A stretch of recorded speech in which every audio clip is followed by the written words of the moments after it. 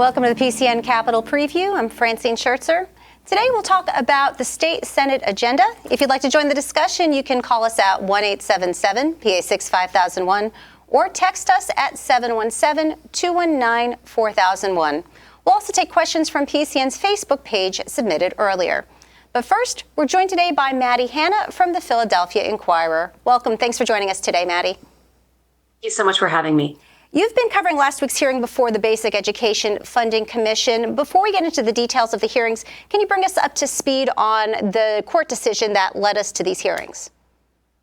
Yes, the Commonwealth Court ruled in February, that the state school funding system was unconstitutional. Basically, that school districts don't have resources they need to adequately educate students, and also that students in poorer communities, lower wealth school districts are being deprived of opportunities that are available to kids in more affluent districts.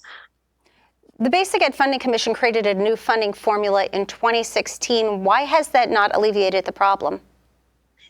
Yes, so they did come up with this fair funding formula, and it adds weights. It targets more money to districts that have needier populations of students, districts with high concentrations of kids in poverty.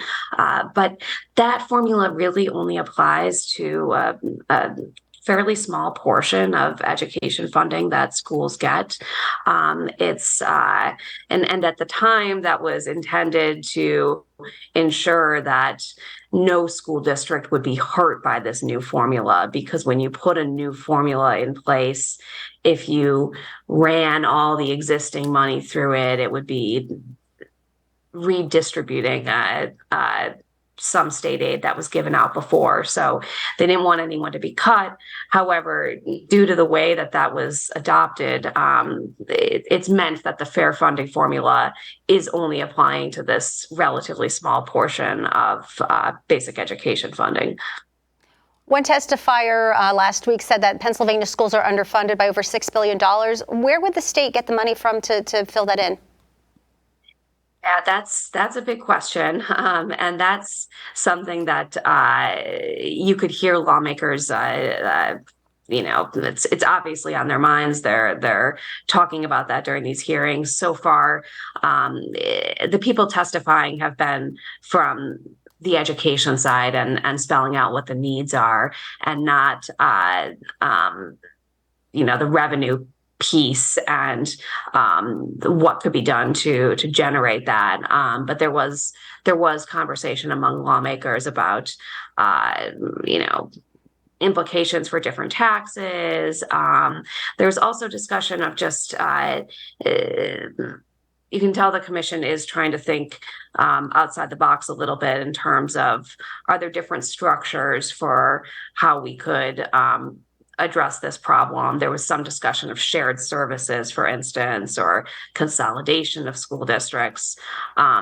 Unclear how likely that is to occur, but clearly, where the state might get this money and how long it would structure any kind of phase in of additional funding is all up in the air at this point.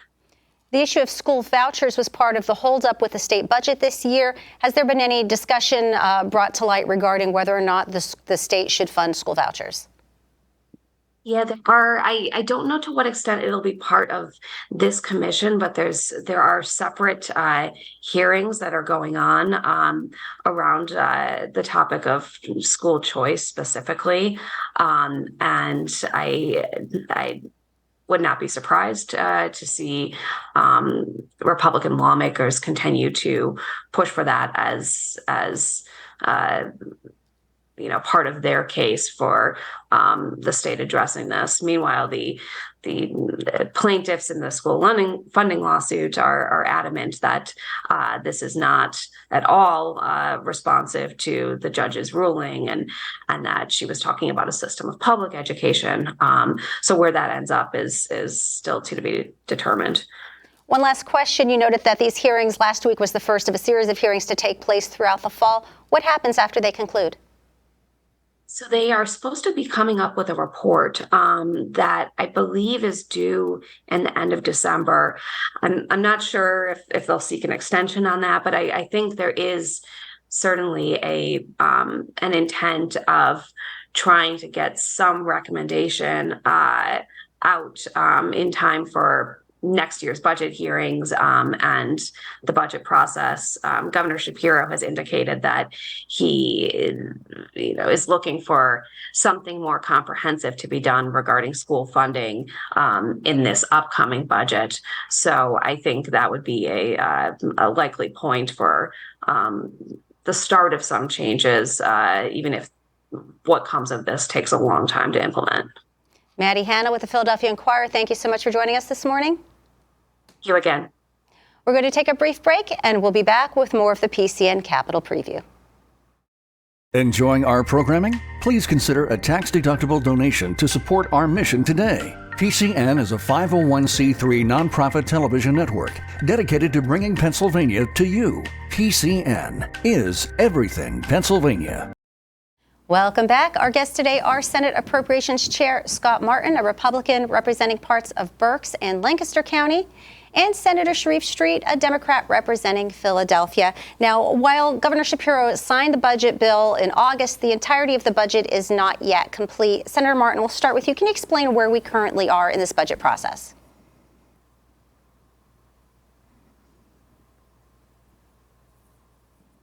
Thank you for having me on. It's got to hit that mute button. It's great to be with you again. Obviously, the budget process isn't complete, and so there's some key benchmarks that are coming up.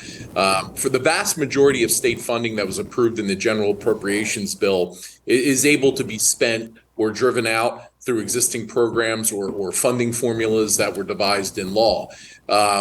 However, there's a large chunk of the budget that also needs new fiscal code language in it so that the state treasurer knows exactly how to distribute the funds legally. Another big point is we have a date coming up here, September 30th, that if the fiscal code language isn't done, then automatically by law, 10% of the prior year's fund balance, which is a little over $900 million, gets automatically transferred to the rainy day fund. That's a little bit different than the budget that we had negotiated with Governor Shapiro, where we had about $500 million that was going into the rainy day fund. But there's other key components on there that don't get a lot of attention, like the Social Security fix to the basic education funding formula and separating that. We obviously have other programs that yet to need to be negotiated. And we've sent 3 fiscal codes over from the Senate to the House. And to this point, there has been no fiscal code language or bills that have been sent in reverse. Obviously, the House is still in recess and is not scheduled to come back to the end of the month. But there's still some critical components that we're ready to engage on in order to finish up this budget process. Senator Street, anything you'd like to add regarding where we are right now? Well, look, I think we definitely need to finish up the budget process. We need to adopt a fiscal code. I think there's some challenges with the fiscal code we adopted. Clearly, whatever Pennsylvanians have elected, a Democratic House and a Republican-controlled Senate, Democrats in the House have, as of yet, been uninterested in adopting the vouchers program. Feeling it takes away money from public education. And I think the inclusion of that in one of the fiscal code documents is likely to be problematic. That being said, I do think it was good that we moved vehicles so that they can go over to the House. The House can take a look at them, make some changes, and send them back. For those that aren't intimately involved in the process of getting the budget through, what is the purpose of the code bills? So the code bills create the legal authority for money to be spent. And they have to be updated, so they don't expire at the end of a year. But the way we contemplate the money being spent in the general authorization bill changes from year to year. So, for instance, we added money for an education spend in the general authorization bill. In order to spend beyond last year's appropriations for education, we need to adopt a new fiscal code. And there are other things like that that have to be reauthorized. Senator Martin, a moment ago you referenced the 2 bills that the Senate passed in late August. Can you give us a little bit more detail as to what was included in those? Sure. What we did is we actually separated the fiscal codes into kind of two different categories. One, which would be things that you would consider to be pretty non-controversial in our mind, things that there's been good bipartisan support on in the past. That was the much larger of the two bills. And then there's one, obviously, that have some more controversial items in some people's minds that would have to be negotiated. Things that would involve, as Senator Street just mentioned, the past scholarship program. Ultimately, if there's things that the House Democrats also want to negotiate against some of the things that we're looking at, it would also probably go into that bill. But we realize that the controversial items where there may not be enough agreement in order to get it done shouldn't interfere with a lot of those technical things that we had mentioned before related to the rainy day fund and making sure it's accurate and doesn't have budgetary impact, and a whole host of other technical related things that we should have bipartisan support on in the end. Hence, that was the reason why there was a separation. Has the Senate engaged with the House at all since the governor has signed the budget bill in August? The engagement's been minimal by the House. We thought that coming in and obviously we passed the original fiscal code that we had negotiated with the governor. But coming back in August, we were hoping that would give enough time to prevent, especially that time frame from lapsing with the rainy day fund situation and the school BEF Social Security issue, that might draw the House to come back sooner and engage with us. That engagement really has not been there. Obviously, they're waiting for a special election before they come back at the end of the month. But then again, by the time they get to coming back and engaging again on these things, you have a window of time that we can hopefully get things done, because quite frankly, there's another election in November and another resignation on the House Democratic side coming post-November for a gentleman who's running for judge. So we're not sure what that will lead in terms of time frame. This is the second straight time that the House leadership has basically shut down the House for periods of times, waiting for elections. I'm assuming that's what they might end up doing again from after November. But that obviously cuts into our ability to have them here and have back and forth and negotiate. And that's kind of led to this delay. We are taking your calls, your comments, and questions this morning. Call us at 1-877-PA6-5001 or text us 717-219-4001. Senator Street, you wanted to weigh in? Yeah, I just want to weigh in. Look, I think while the House, a lot of the work that goes in negotiating the budget, it happens whether or not we're in session or not. If there isn't agreement by leaders, often we'll find members just sitting around and waiting. The House has held hearings. I've certainly heard from House leadership. I don't think House leadership is disengaged in the process. I think what we need is a compromise that involves all four caucuses and the governor, and those five-party discussions. I certainly don't believe the House leadership is disengaged from that process. We need them to come in. They'll be in the vote in a time frame that we could, if we had agreement, get it done. But I am cautiously optimistic that Senator Martin and Representative Harris and others will be able to pull things together. The Senate returns to session today. Yep. What are your top priorities, both the budget as well as perhaps other issues? Look, I do think that I think we need to get the education component done. I still think that there are some changes that need to be made in education funding. I am really concerned about violence prevention dollars the governor proposed $105 million in violence prevention dollars. The current GA bill only includes $40 million. I think that's a place in the past we've been able to get bipartisan funding. I'm proposing that we consider safe corridors funding. I think I think our number one priority is to keep people safe, and that's a space we've been able to get bipartisan support on. Again, and also hopefully in the fall sometime we'll be able to move marijuana legalization legislation. That's another place where we've had bipartisan. We've been able to work in a bipartisan manner in the past. Senator Martin, what are your top priorities? Well, I'll break it down into two ways. First, this coming week, we really want to focus on Senate Bill 224, which is changing the date of Pennsylvania's 2024 primary election. Right now, we have the situation where the current primary date falls on a Jewish holiday, and we want to make sure that we're doing things to move it from that observance. So you're going to see a lot of action on that. We also like to impose tougher penalties on fentanyl dealers. That bill is going to be hopefully moving. We have 2 House bills that we are going to move that really make sure that Pennsylvania is receiving the full amount that's due under the 1998 tobacco settlement agreement, which funds a lot of critical health related programs. And of course, everyone's heard of teacher shortages, and House Bill 27 is a bill we're hoping to finalize, which is giving school districts additional flexibility in hiring substitute teachers by basically extending provisions that were enacted during the pandemic. But, looking forward, as we already mentioned, as we look forward to the House returning and engaging on the budget, and I'm obviously in my role very, very involved in that process, and I hope to see more engagement. We also want to focus on other things that really strengthen Pennsylvania's demographic and economic growth as well. We've made some good inroads over the last couple of years. We had incredible news last week for Pennsylvania when Moody's Financial Services upgraded our bond ratings from being stable to being positive. And the 2 key components to that were obviously our ability to really resist overspending out of the state coffers, and also building up reserves for the state's rainy day fund, and really moving our state to kind of the middle of the pack nationwide. And that's going to have a ripple effect financially, which will strengthen our financial position, get us better interest rates to refinance debt, which could save in our debt service payments, and gives us the ability to do things to attract more job creation and job growth within our state, which hopefully leads to more demographic growth, which we've been lagging on pretty much every census since over the last 100 years.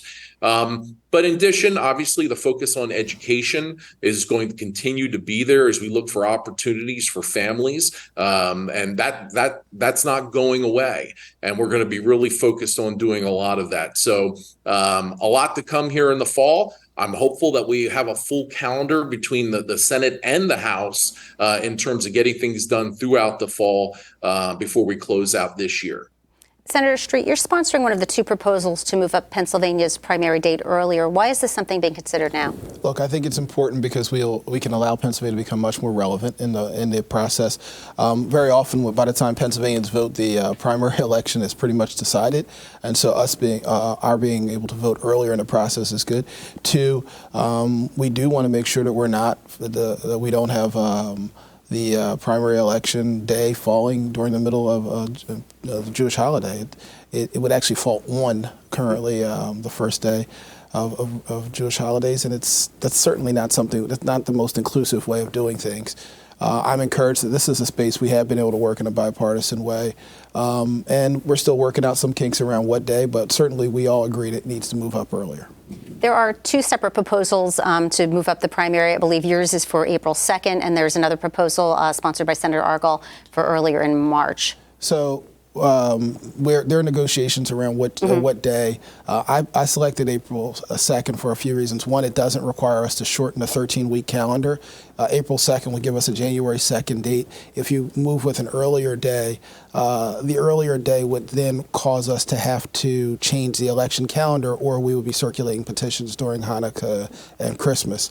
And so ultimately, I think we'll work it out, but that's still very much a work in progress. But I can say that discussions in that space have been fairly collegial. Local government administers the actual elections within their counties. By what time does this bill or some variety of this need to pass for them to be able to do their job appropriately and move forward? I think we need to get it done with all due speed. All right. So, Senator Martin, I'd like to come back to you for a moment. We were talking about the state budget. Let's talk about some of the things that have passed and been accomplished already. The governor proposed removing state police funding from the motor license fund. What happened there? So obviously, that's been a goal of this caucus. If you recall, when we came right out to begin this session, we moved some bills over to the House of Representatives to actually accelerate the state police's removal from the motor license fund. State police are a critical service. It's one of our core functions that we perform as part of government with the protection of our community. So it seems right that it should be part of our general fund. So we found some agreement on that, as well as in terms of adding to the trooper complement, I believe, by about 100. But make no mistake about it, what this will ultimately do is also give more capacity that the motor license fund's actually being used for the repair, maintenance, and construction for Pennsylvania's roads and bridges. Obviously, it funds mass transit. There's portions that go to local governments for local bridges and local roads. So that capacity and finding that common ground of moving that money out of there is good policy for Pennsylvania, but should result in the people seeing more tangible results on the back end. Yes, please. Yeah, I just was one other thing that I think we're talking about things that we could do. Look, the House has moved a minimum wage bill, and that bill includes language that is consistent with language that Senate Republicans have supported in the past. It certainly, I think it merits a vote in the Senate, and I think it's something that we could do, and we can show the people of Pennsylvania we're moving forward in a bipartisan way, making government work. We don't have to wait on the House for that. It sits in our chamber, and I'd love to see a vote on that. Senator Martin, House Speaker Joanna McClinton had told KDKA's John Delano last week that she sees the prospect for a minimum wage bill passing this fall. Do you anticipate something like this having support in the Senate? Well, it's possible. And when the Senate moved a version that raised the minimum wage a little bit a few years ago, it was actually connected to something. And at the time, it was in terms of kind of pulling back some of former Governor Wolf's efforts on overtime rules in Pennsylvania. Here's the same situation: is there's got to be something that also alleviates certain pressures on those who are responsible for doing that. There's a lot of folks who have some concerns, namely where I hear the loudest concerns are in the nonprofit community when you talk about raising the minimum wage and what the impact would be on some of those who are struggling for workforce already or struggling for various funds and what that would mean. And of course, a lot of these nonprofits are also funded by state government in terms of what would that mean in terms of cost. The other side is we hear from our small business community in particular, those that their concerns in terms of the compression it could cause wherever those numbers might end up, or if you happen to operate a business that is under a union contract, and if there's requirements in that contract that if the minimum wage is applied, then everyone across the board gets that increase as well too. So there's a lot of things to think about. Hence, that's why we always want to have this discussion, not in a vacuum, but within other ways that could also assist the business community. And so that this burden isn't completely falling on them, or we see them having to remove employees in order to be able to afford more expensive employees. So there's a lot of things to consider in this. I think we've always been open for the conversation in the Senate to doing that. But I think what it's attached to is just as critical as part of this discussion. How does Pennsylvania's minimum wage compare with the neighboring states right now? Well, our minimum wage is at the federal minimum. All of our neighboring states have higher minimum wages than Pennsylvania. So I think, look, it would be consistent with the regional economy for Pennsylvania to increase the minimum wage. Moreover, increases to the minimum wage tend to be good for business. More regular people making more money, those people tend to spend that money in their local economy. Large corporations, when a lot of times they'll take that money, and shareholders could end up spending that money anywhere in the world. You give an average Pennsylvanian who's living in the Harrisburg region or in Philadelphia or Pittsburgh, Erie or Lancaster, a pay increase from $7.25 to $10, I guarantee they're going to go out and spend it in their local community, and that's good for everyone. Being that, particularly in recent years since COVID, some jobs that have traditionally paid minimum wage have been paying several dollars an hour above the minimum wage, namely fast food places, for example. Does the minimum wage still matter? It does, because there's some businesses that aren't, but that does show that there'll be less businesses adversely impacted by a change to the minimum wage, because a lot of businesses are already making an adjustment. But some actors need a little push. But clearly, the business community is already showing that they're moving in a direction of increasing the minimum wage or increasing their actual wages they're paying. I think it's incumbent upon us as a government to give regular Pennsylvanians a raise. Senator Mark, go ahead, please. And if I can add to this too, certainly the pandemic and the competition for employees around the Commonwealth has certainly waged raises, especially in many career fields all across the state. I think another component of this issue that doesn't get talked about enough is when you're looking at the vast majority of people that are working minimum wage jobs. Are we looking at first-time jobs? Are we also talking about raising the tipped wage, which I can tell you that you'd be shocked at how many folks who work in that industry, in the tipped wage industry, do not want to see us messing with the base because they have made a good amount of money from the tip perspective. And also, is there going to be a potential training wage that might be part of this conversation? But I think Pennsylvania has made incredible strides, especially post-pandemic, in seeing jobs at places that maybe traditionally were minimum wage in the past that are now paying in the upper teens or in the 20s with hiring bonuses, things that we haven't seen before, but businesses needed to do in order to compete for the workforce. The governor had proposed a $15 an hour minimum wage during his budget address. How do you determine what the appropriate rate should be? Well, I've seen a couple different things. I've seen folks who were advocating for 15 who are now advocating for 20 or 21. I think the bill that we passed a few years ago had moved it, maybe started off at 8 something and moved it up to maybe 11 something over a period of a certain number of years. Again, I would say that any discussion of this needs to be part of a broader picture, that we're not just putting that cost burden solely on those business communities. But here's the other aspect of this. We still are in an inflationary time where people are struggling to purchase things. And certainly a lot of these things will also be passed on to consumers when you're putting these kind of increases on these small businesses. If they have no choice between either having to let employees go to be able to afford that rate or raising their product prices, that's not an easy decision in these days and times right now. So much to consider. So I think if there's a broader picture to discuss in terms of this is going to happen, but here's what's going to help alleviate that for you and maybe make us more competitive economically, I think we're always open to having that conversation. But in a silo, I don't think that bill moves by itself. We'll continue our discussion in just a moment, but first I'd like to give our guests a brief break and tell you about what's coming up on PCN. House Minority Leader Brian Cutler is the featured speaker at this month's PA Press Club Luncheon. That's live today at 12:30, available on cable or stream with PCN Select.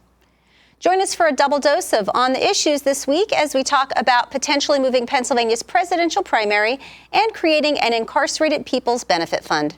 Senator David Argall and Representative Chris Rabb join us Wednesday night starting at 6 p.m. All the great public affairs coverage and interviews you watch at PCN are now available for free online at PCNTV.com and at PCN Select. And if you like what you see on PCN, thank your local cable provider. They carry PCN on their channel lineup as a public service. We receive no state or federal tax dollars. Let's get back into our discussion. And I want to circle back on the state budget for a minute. Senator Street, I'll come back to you. Can you explain how the program to fund school vouchers was involved in some of the delay in the budget process this year? Well, look, the program to fund vouchers was included in a bill, and it's certainly not something that I support, nor was it something that the House Democrats were prepared to support. I don't think there was much Democrat support for it at all. As a consequence, the governor, who does support the program, wanted to get a GA bill done. And so he agreed after it was made clear by the House Democrats that they wouldn't advance a GA bill that included the PASS program. He encouraged them to pass the bill and said he would line item veto it. The governor is still encouraging that as a standalone program or some other bill, we advance a voucher program. That's not something that many of us are comfortable with. The budget is a negotiated process, and I'm not going to say that it will never happen, but it certainly would have to require some significant concessions from Republican lawmakers that want to advance it if it's going to get the requisite Democratic support to become law. Senator Martin, your thought on this program and its role in the budget process this year? Well, it was a huge part of the negotiating, excuse me. And obviously the governor's team worked closely with our team in even devising the program guidelines. And it's obviously, I believe that if House leadership would have allowed that bill to come up for a vote on the floor of the House, it would have passed. There's certainly bipartisan support amongst the rank and file from it. Because quite frankly, and I have areas, I know other places of the state, we have institutions that are, quite frankly, receiving the most state aid out of anybody. They're spending on average anywhere between $25,000 and $34,000 per student. And they still have less than 5% proficiency in core areas. And so obviously money, when you talk about the investment and seeing the proficiency levels decrease, just the last couple of years alone, we put over $2 billion more into education. We have to be able to give families a route. Waiting and just saying we're going to fix this in a couple of years, certainly when you're spending the most amount of money in those areas, and people keep saying and returning that the answer is only more money, there's got to be accountability in this mix as well, too. Now, we have committed ourselves to making record investments in basic education over the last couple of years. There's certainly been a 2 years in a row, potentially a third, depending on negotiations, where level up funding was also included as part of this process. But meanwhile, the demand for families who are up against caps in terms of having alternatives to go to charters, or that heartbreaking scenario where you have people entering lotteries, tens of thousands, to get a better opportunity for their kids, is really, it's not acceptable. And the demand for these programs, the demand for EITC, the Educational Improvement Tax Credit, every year when we pass an increase and we think that we've done enough to take care of the 45,000 people on a waiting list, the list then goes to 60,000 people. Families are looking to do what's in their best interest for kids. And quite frankly, it's also just not about educational performance. Not all our children learn one size fits all and have certain ways that need to be addressed differently than maybe the rest of the class needs to. And certainly the safety of our children in some areas is also critically important, or a kid who's been a victim of bullying or whatever it might be. So it's a complex issue. All I know is that we want to do our best to make sure that kids absolutely have the best opportunity to succeed. And the way we devised this, and in closing, I'll say, is we specifically wanted to make sure that this was above and beyond and outside of the basic education funding formula. So it was a different pot of money to be used. So no one could say that this was taking money from our public education K through 12. It certainly wasn't the case. Republican lawmakers criticized the governor for indicating support for the voucher program and then vetoing the bill. What would your caucus need to see from the governor to regain trust of him? Well, listen, we had a good start to this administration and working collaboratively with them on many different issues. And obviously in budget negotiations, we ended up having issues in negotiating with House leadership, as well as the governor did as well. And so we decided that we were going to negotiate together, and we came up with an agreement that obviously included pass, which he wanted, but also included things that traditionally a lot of people in our caucus may not have voted for, things related to things like Level Up, the Whole Home program, which was another pandemic era federally funded program that we had passed prior. But they, in the spirit of a compromise, they did put up votes to what the governor wanted to see. There's some other items as well, and those items will still linger out there as we negotiate with them. But I, like anyone else, when you read about a change of direction in a newspaper or online or in a press conference. After what we thought was a deal, we were now seeing that they were trying to find a way to blue line the item from the budget and doing all the legal maneuvering on whether or not that was possible, et cetera. That's going to be something that a lot of members of our caucus are going to remember, and it's going to make us, as we make a pitch on deals, have to deal with going forward. However, at the end of the day, I still believe that we're tasked, even though it's divided government, that doesn't have to be dysfunctional government, that we have to reach agreements in order to fund critical things and to move this state forward in a prosperous way. And so we're going to have to get back to the table regardless. There's been discussions about the need to provide additional funding for infrastructure for schools, things like asbestos remediation. How has that fared in the budget, or is this something that gets dealt with down the road? Look, I certainly think the sooner we can deal with the crumbling infrastructure in schools, the better. Too many schools have lead and asbestos. It's been a priority for Senate Democrats and I think House Democrats as well for quite some time. Ultimately, I don't know if the bulk of this gets done in this year's budget, although I'd vote for it. But I do think it's something we've got to address. And I think the overarching issue, and this sort of speaks to the overarching issue that many Democrats have, the vast majority of Pennsylvania children, particularly in the most vulnerable communities, are going to end up going to public schools. And it doesn't seem appropriate for us not to focus on dealing with the core issue that, by the way, the Commonwealth Court, which is controlled by Republicans, said we had to deal with. Mandated that we deal with overall education funding.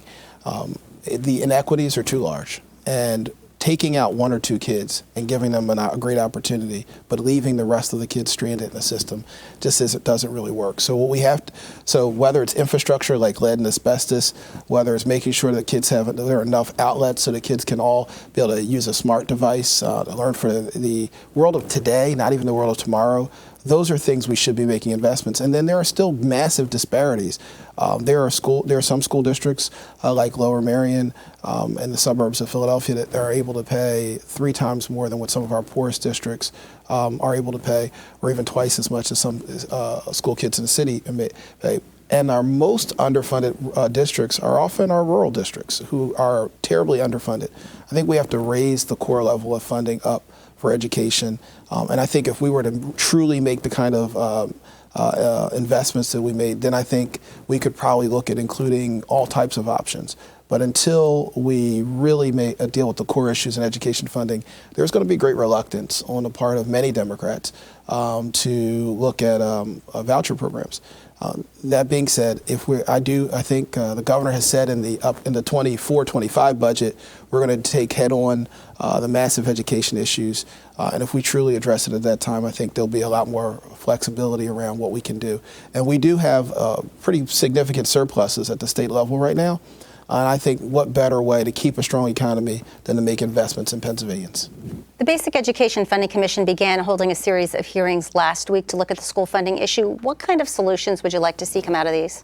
Well, I would like to see, I'd like to see us really make sure that the most vulnerable kids in Pennsylvania are able to get an education that's equally funded and of equal caliber, the education that our wealthiest districts do. And yes, I absolutely believe while funding is not the only thing, it is a critical component.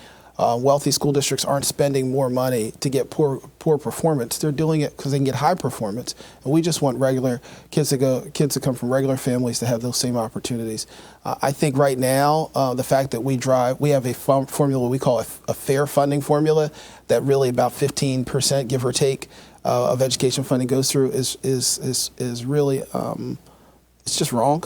Because that means 85% of the funding is going through what we call the old formula. But if there's a fair funding formula, that means that's the unfair funding formula.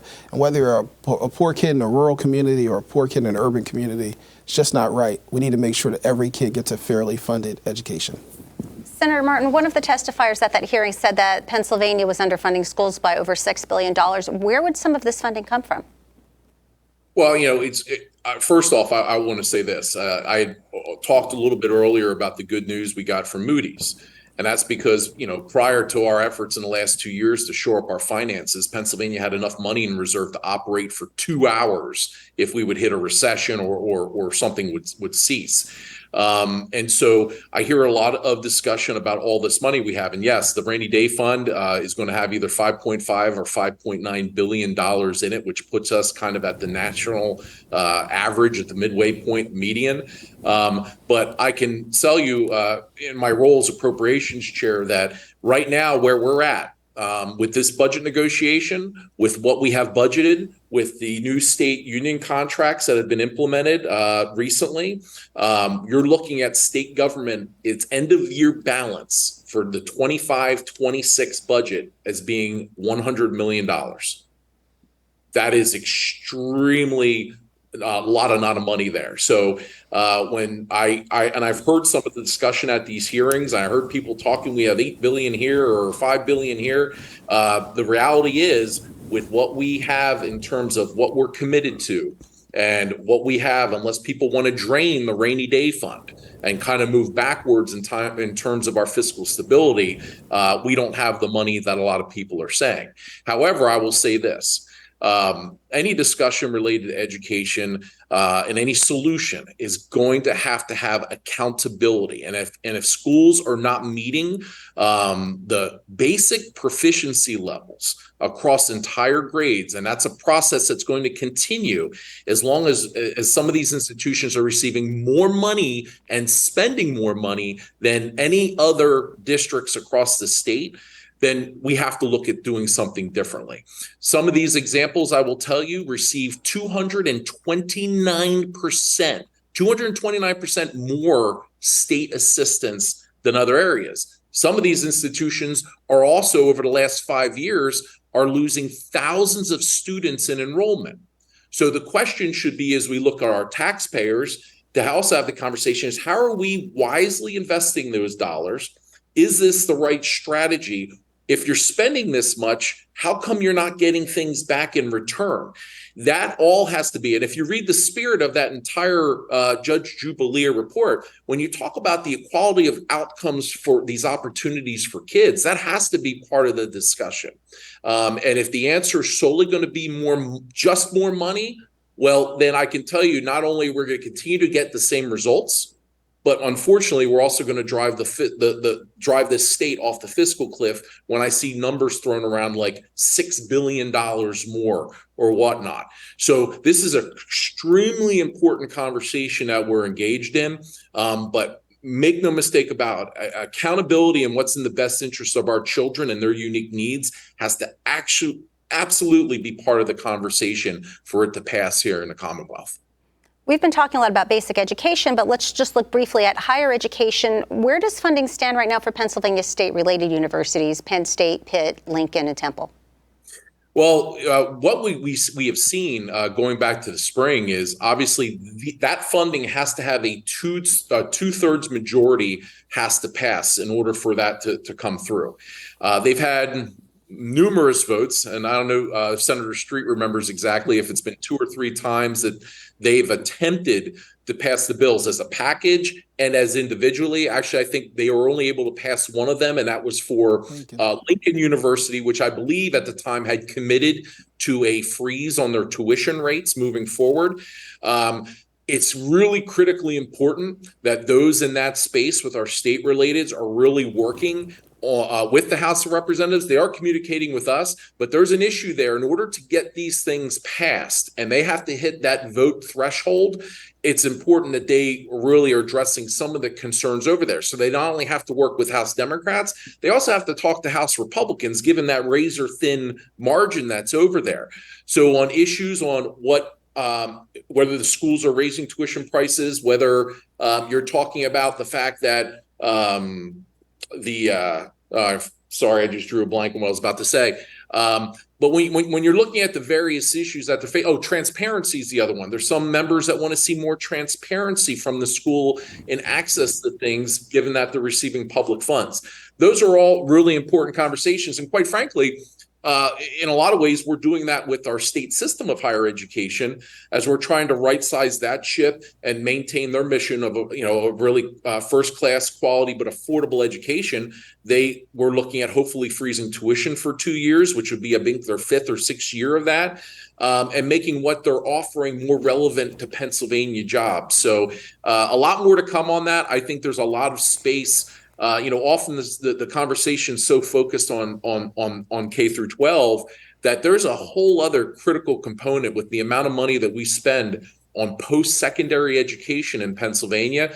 Are we doing it in the best way to truly invest not only in our kids, but for things that Pennsylvania needs. And I think we can make some improvement on that because, quite frankly, a lot of states are figuring that out, and they're also poaching our kids to come live in their states after educating them. Now, we only have a couple of minutes left. I'd like to just touch upon a little bit more unfinished business before the Senate. Back in the spring, the House passed 2 gun-related bills. One was a red flag bill. Another one was regarding universal background checks. What's your view on these issues? Look, I think these are common sense bills. They help keep ordinary Pennsylvanians safe. Polling would suggest maybe not lawmakers, but ordinary Pennsylvanians of both parties overwhelmingly support them. The House has moved these bills. It's time for the Senate to take action on them. I think we need a vote, and I think if we get a vote, there are 26 votes for those bills to get to the governor's desk. I just really hope that the Senate Republican leadership would take up those bills and help us make Pennsylvania safer. Senator Martin, where do you stand on these issues, and do you see it coming before the Senate for a vote this fall?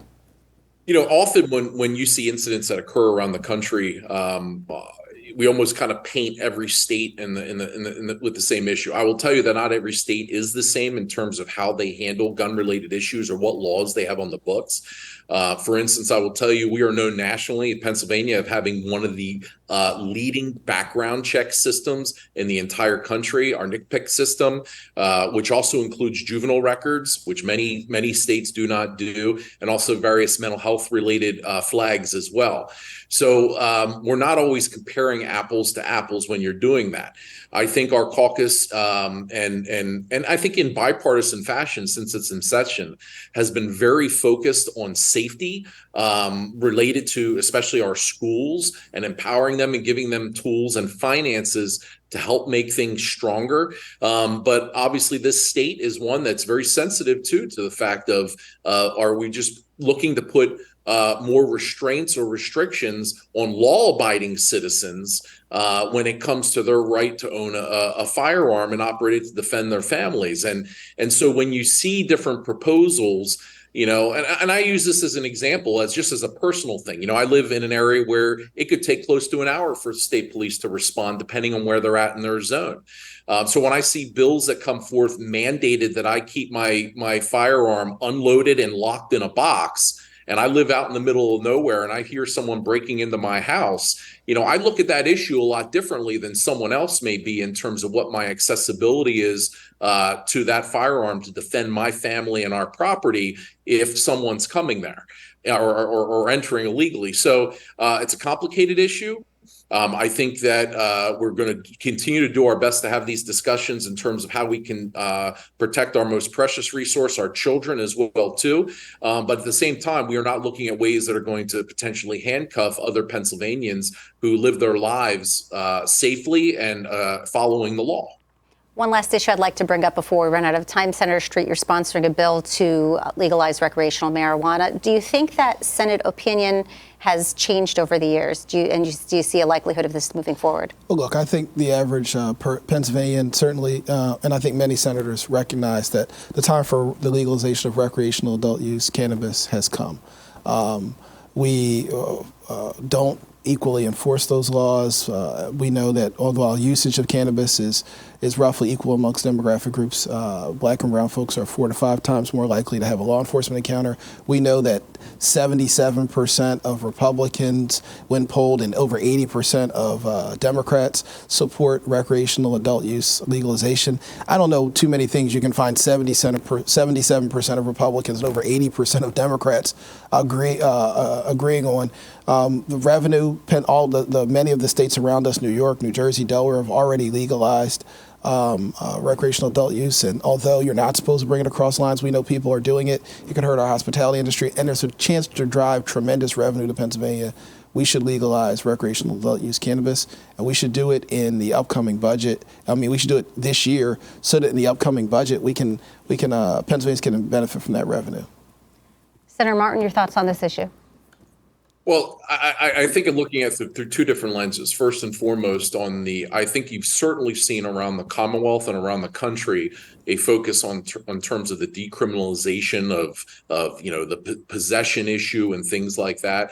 But what I really like to see, if Pennsylvania is not putting the cart in front of the horse, as a lot of other states have done as well. There's questions that need to be answered on many different facts, and how long does it take THC to be out of someone's system before they operate a forklift or my child's school bus?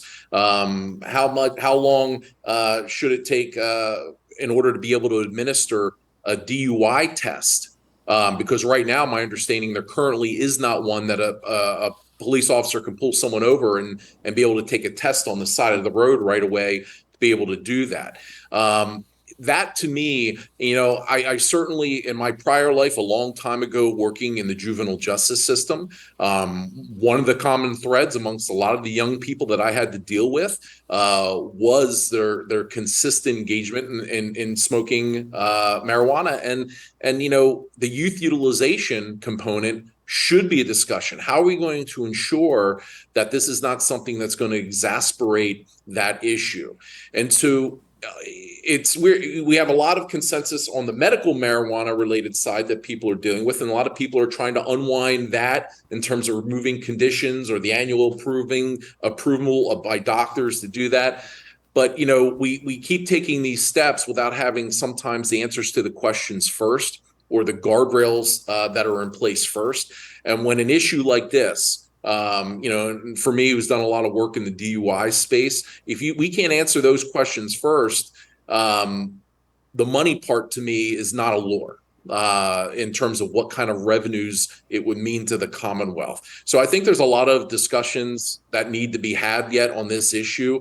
And there's a lot to learn, not just on how much money states are making around us. There's also issues that people get into the weeds of, go ahead and look at terms of what's happened in New Jersey in terms of their youth utilization rates and the problems a lot of their towns are facing with in trying to wrangle that. So hopefully there's a lot more answers to a lot of the questions that continue to linger out there. We are out of time. That will have to be the last word. Senator Scott Martin, Senator Sharif Street. Gentlemen, thank you both for joining us. PCN's Larry Casper spoke with Representative Michael Stender about legislation to alert communities about prison escapees. How big a problem are prison breaks in Pennsylvania, Representative? Well, I think what we've learned over the last few months is we've had 4 to 5 people break out of prison just here in 2023. And I think it's something that for a long time wasn't an issue. But right now we have some prisoners who are, doing everything they can to exploit our county and state prisons to try to find the weaknesses so they can, go on the run. So, I think it's something that is maybe what we're seeing with the escapees is newer. So I think that's why we're trying to find ways that we can protect the public safety. Why are prison escapes happening at this rate? I can't lead to one thing, but I think what we've always learned about criminals is they always continue to look for weaknesses at our state and county prisons. So I think right now, we do have a shortage of correctional officers, in our state system, in our local county systems. So, at times, I think some of the things we're looking at doing here will help bolster the safety and security. So that way people can, live, work here in Pennsylvania and feel safe. And before we get to the details of your idea, Representative, let's consider when an inmate breaks out of prison now, what kind of procedure is currently in place to alert the public? Well, I think right now what we're seeing is, through the counties, they just use, the same media that we've had for years. Mm-hmm. So whether that be local TV, local newspapers, and I think for a long time, those and still do serve as a really good resource for the citizens here in Pennsylvania. And realistically, when we look at some of these areas, the citizens in Delaware and Maryland and New Jersey and New York also get some Pennsylvania news. But I think as we have an ever evolving society, everybody these days, or almost everybody, has cell phones in their pockets. I think we should be trying to utilize, some of the newer technology that has been provided to us. And that's really our goal, with my proposal. So as far as legislation is concerned, how would your proposal be any different from the system that's currently in place? Specifically, what kind of improvements might happen? Well, so,